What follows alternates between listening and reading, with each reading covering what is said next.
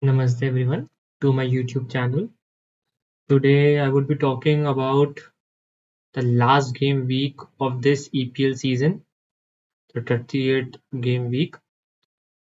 Uh, First of all, the season's come to the end.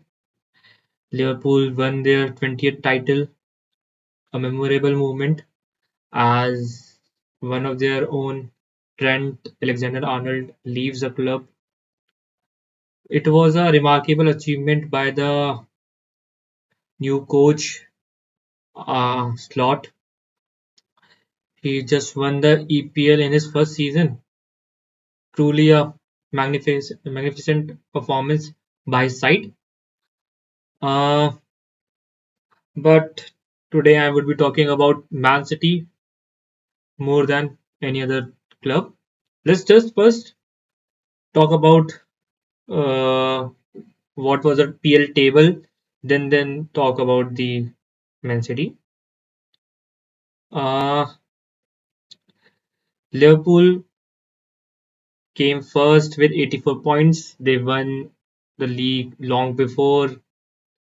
We are seeing 84 points. This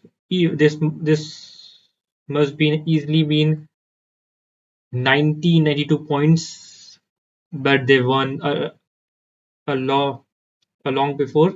Therefore, they didn't give any importance to the upcoming matches. Surprisingly, Arsenal finished second with 74 points. Though their season was very good in the UCL, they reached till semi-final, gave a tough fight to PSG. But in PL, they still finished second, but still their points were 74, just 3 points ahead of Man City. And according to people, Man City had a horrible season. It is what it is. And there was a last game week fight of top five with three, four, or five club involved in that. Man City, Chelsea, Newcastle, Aston Villa, and Nottingham Forest, to name those clubs. They were fighting for the third, fourth, and fifth position. Uh, Man City won their game, came third. Chelsea won their game, came fourth. Newcastle lost their game, still because of the goal difference, came fifth. That was a story. Uh, let's see about what happened truly in this game week.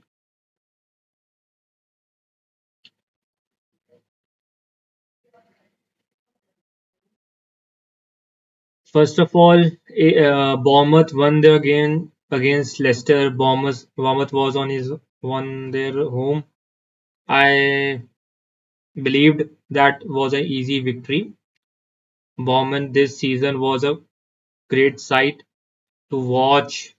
The way they play, the energy they had, remarkable.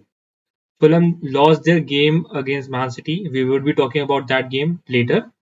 Ipswich versus West Ham. Ipswich, the relegated side.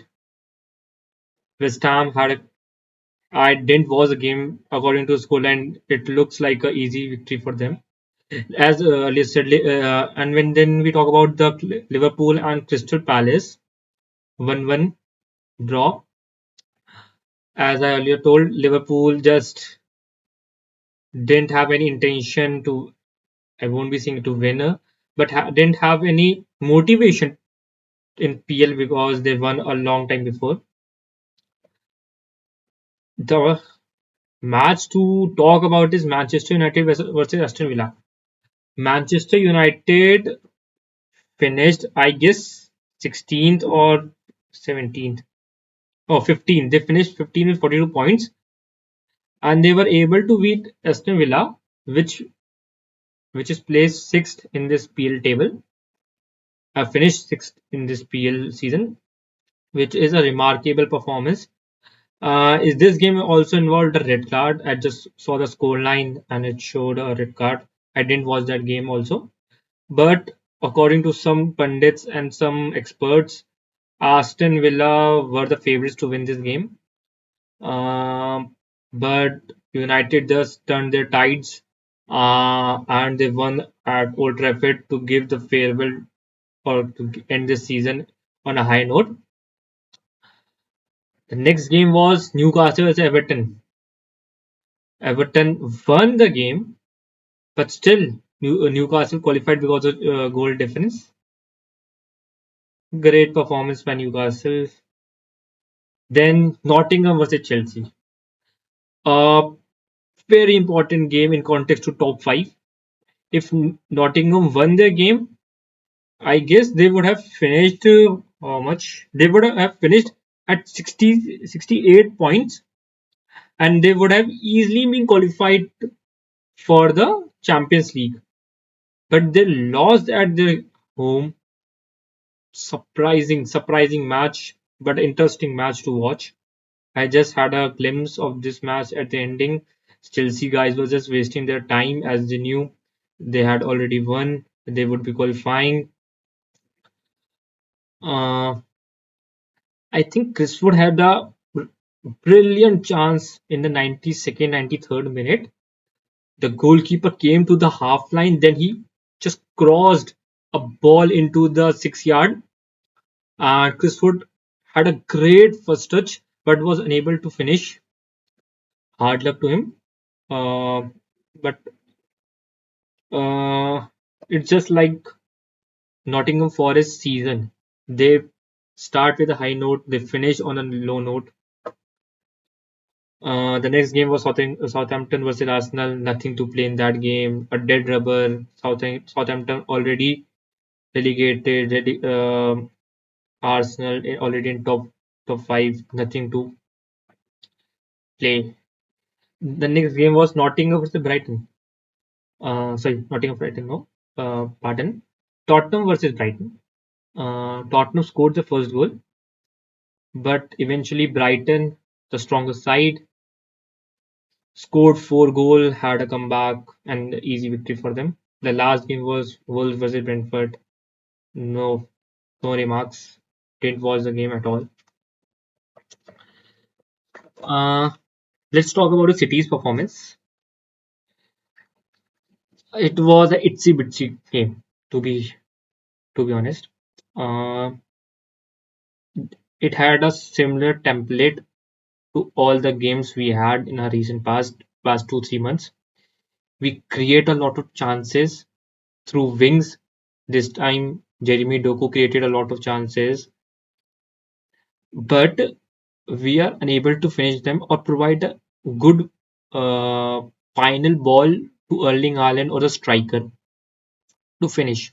That we lack this season, and this is one of the reason we are such behind this season.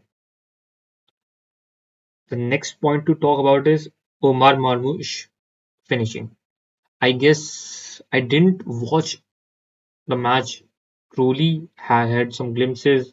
I was busy in somewhere else. But whenever I saw, there were 2 3 chances the Marmoush got, and he was unable to finish them. And these were not chances like half chance or quarter of a chance. No, they were full fledged chances. He had to finish the balls. Jeremy Doku just created a run, cut back it. Marmoush has to just take a touch to beat the defender and then finish with his different foot. But he was unable to do. He was tentative. He finished with the same foot, and just the defender blocked the shot. This was uh, one of the opportunity I saw, and there were 2 3 opportunities more which he was unable to finish. On the other hand, Fulham had some chances, great chances at the end of the first half also, which they could have finished and the game state would have been different, but they were unable to do so. That's why we saw this 2-0 scoreline. Just like if they would have scored a goal in the first half at the ending of at the end of the first half only, the game state would have changed drastically, and we could have seen a different scoreline altogether. Maybe in the other half favor. Um Next. a great goal by Gundogan. A deflect a deflected ball come to him, and he just bicycled it. Brilliant goal, and he also won the penalty.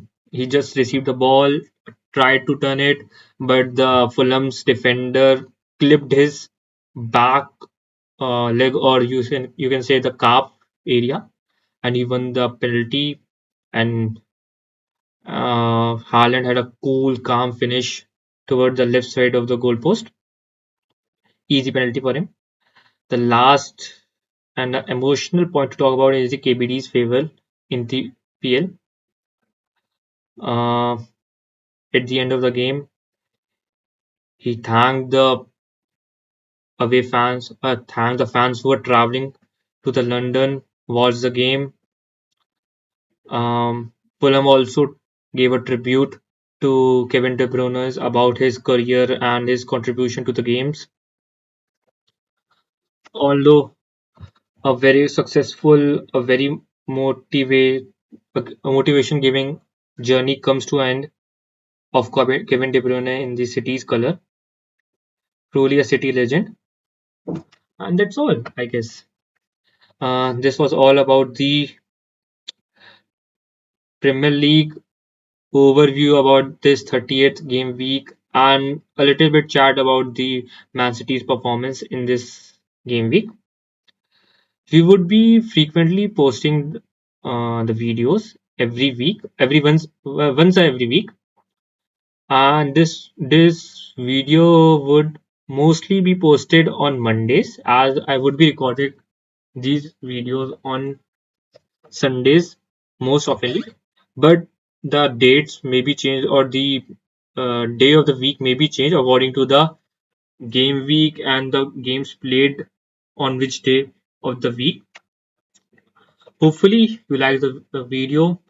Please share your remarks and feedback where I can improve in this video. Uh, Thank you for watching me.